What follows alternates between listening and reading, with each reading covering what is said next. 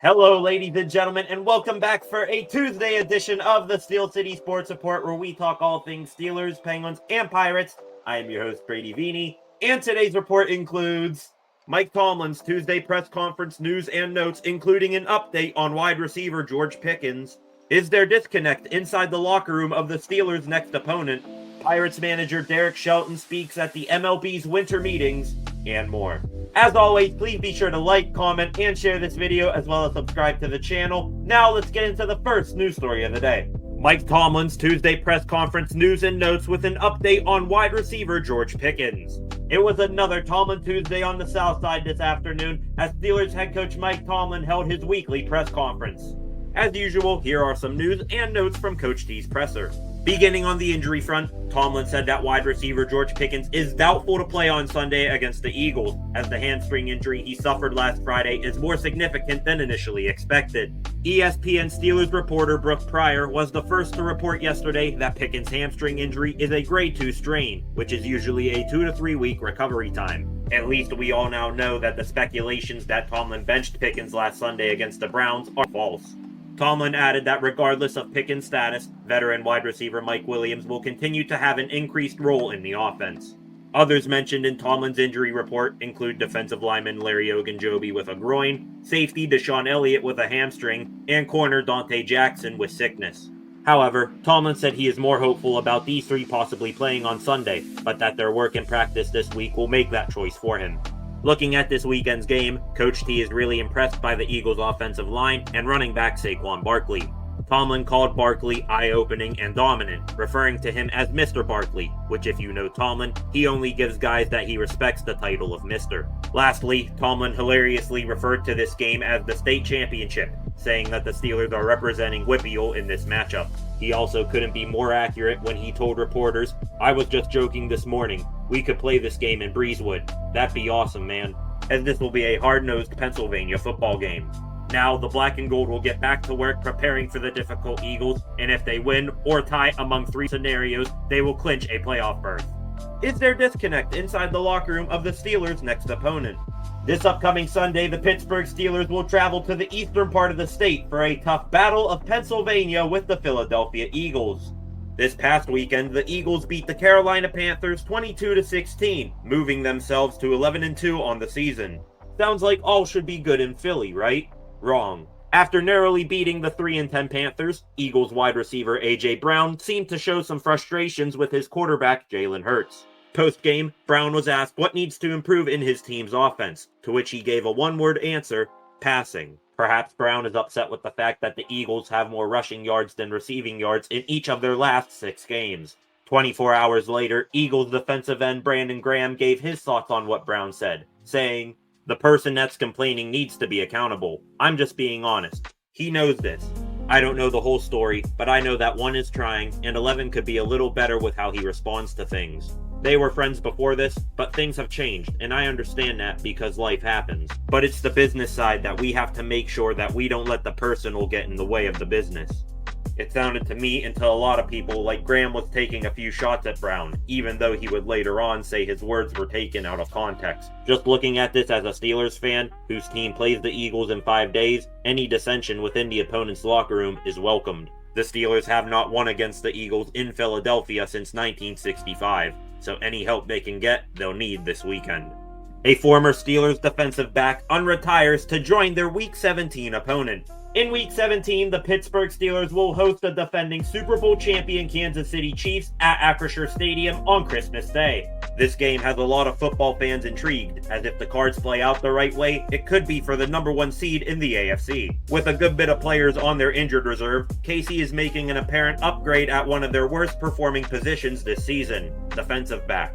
It was announced on Monday that the Chiefs are signing veteran corner Steven Nelson to their practice squad. Nelson, who has played for both the Steelers and the Chiefs in his career, is now coming out of retirement and could suit up against Pittsburgh in 2 weeks. The 31-year-old was drafted by Kansas City in 2015, spending the first 4 years of his career there before signing with Pittsburgh for 2 years in 2019 and 2020. Nelson isn't too far removed from football either, as last season with the Houston Texans, he had 4 interceptions, one of those a pick 6, 12 pass breakups, and 63 tackles, 48 of those solo.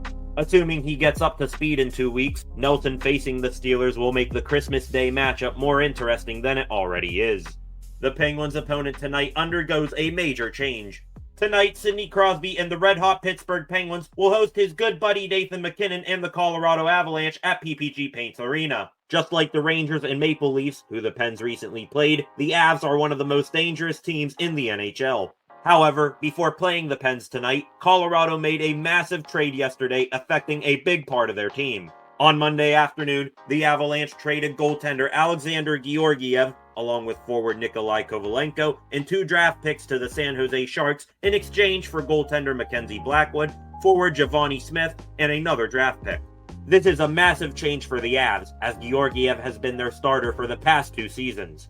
With him now gone, the Avalanche have completely wiped their goaltending room clean within the last 10 days.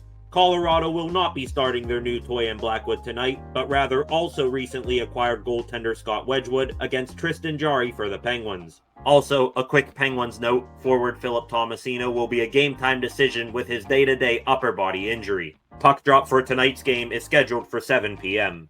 Pirates manager Derek Shelton speaks at the MLB's winter meetings. Down in Dallas, Texas right now, the MLB's winter meetings is currently ongoing. Basically, the winter meetings is a big get-together where the higher-ups from all teams, as well as league officials, player agents, and more, meet to get some business done. On Monday, Pirates manager Derek Shelton spoke for the first time at the meetings, where he discussed a lot of interesting topics. Firstly, Shelton said that the Pirates can win the NL Central in 2025 with proper offensive additions.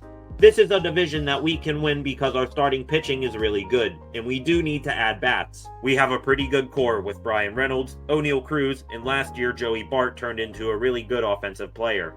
So, we're in a good spot. Speaking of Brian Reynolds, one talking point around him is his desire to transition from the outfield to first base. Shelton talked about a potential position move for the All-Star, saying, "He's just started that. Donnie's putting a program in place for him to follow, then Donnie will follow back up with him. We'll go to Nashville and be able to do the work. Right now, it's just more rest. I mean, he played in 150-something games, and we need him to rest. He'll start his off-season program, but the idea is that we're going to see what it's like at first base. To see that he's going to play there full-time, I wouldn't say that. He's a good athlete, he likes taking ground balls.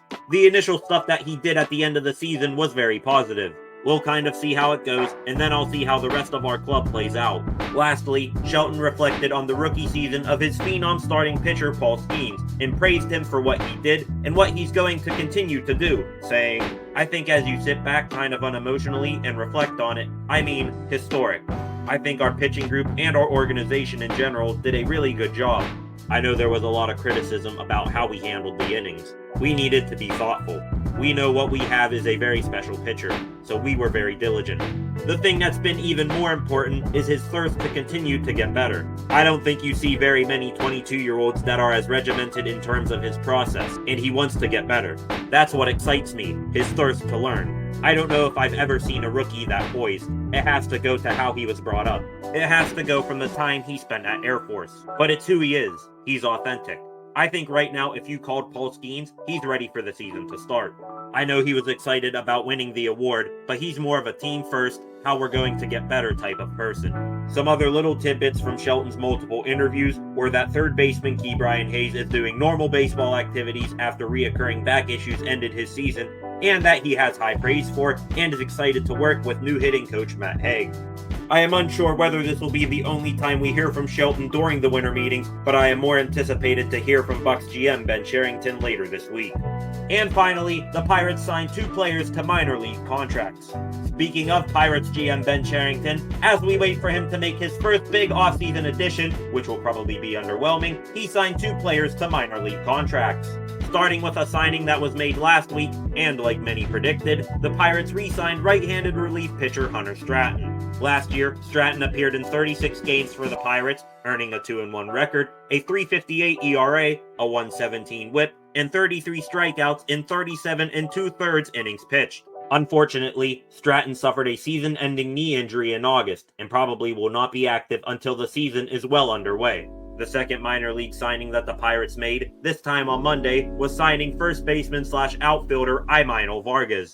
The 26-year-old Vargas hasn't played above the AA level of the minor leagues in 7 seasons with the LA Dodgers and the LA Angels. In 2024, with the Angels' single-A affiliate Inland Empire 66ers, Vargas had a .275 batting average, 14 home runs, 72 RBIs, and an OPS of .827. Now, signing a pitcher who won't be in service until halfway through the season and a player who hasn't reached AAA yet isn't going to impress a lot of fans. With the winter meetings currently happening and signings around the league starting to pick up, the Pirates need to move fast to make some quality moves. And then, a quality move is trading for Yandy Diaz or signing Anthony Santander, not settling on Anthony Rizzo. And with that, ladies and gentlemen, that wraps up a Tuesday edition of the Steel City Sports Report. Again, please be sure to like, comment, and share this video, as well as subscribe to the channel. Thank you all for watching, and I will see you guys back here tomorrow with some more Pittsburgh sports news.